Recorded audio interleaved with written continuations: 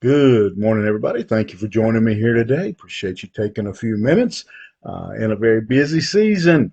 All right, if you want to follow along, we'll be in First Thessalonians chapter 2. If you will, again, ask you to please like, share, comment, and I'll be very grateful for that. Now, First Thessalonians chapter 2, verse 1, Paul is kind of warming up here, I guess would be a way to put it. You yourselves know, brothers, that our coming to you was not in vain. I think one way of saying that is Paul is kind of reminding the Thessalonians of his credentials, of his record, that his ministry had not been wasted, had not been useless. The word vain, just as we talk about not using the Lord's name in vain, means empty or fruitless. Paul says you know that my ministry among you, that it bore fruit, that we saw some good things happening in Thessalonica. We saw people being ministered to. We saw people being saved. We saw people's lives being changed. We saw the church being strengthened. We have people who now who are still living for Christ, even during persecution, even during a difficult time.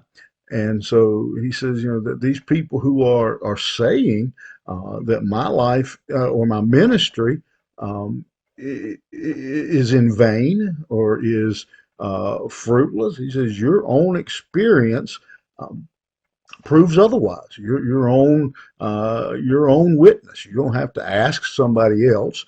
You know what God did through our ministry. You know what God did with me, through me, while I was there in Thessalonica. And so he says, you know better.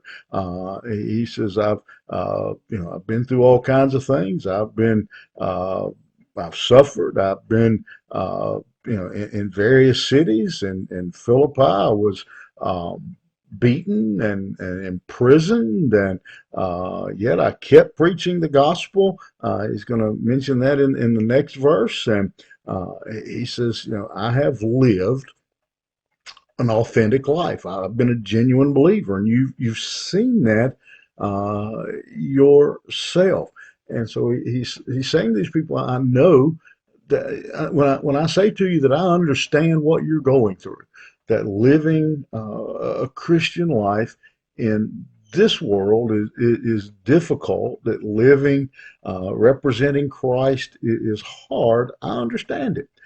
He said, but you've seen my life, and so don't give up. Continue to serve. And I guess there's really two lessons there for us. One, again, is that Paul says, listen, I don't care what anybody else says. You know my life. You know. And the challenge for us, really in this world especially, is live a life that the lies thrown at you don't stick.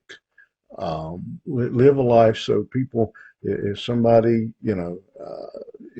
our objective should be if somebody makes an accusation against us, that those who know us would say, no, that's not the person I know. That's not them. They wouldn't do that. And I'm sure all of us. I've seen people over the years be accused of something or be blamed. And I'm like, no, that's not possible. I know them. They wouldn't do that. That's what Paul was saying. Live that kind of life, and then ultimately don't give up. Even if people do accusations at you, you keep serving Jesus. You remember that today. Somebody might throw something at you that hurts. Somebody might say something about you that hurts. Somebody may do something to you that hurts. Keep following Jesus. All right, think about it. Have a good day. We'll see you here tomorrow morning.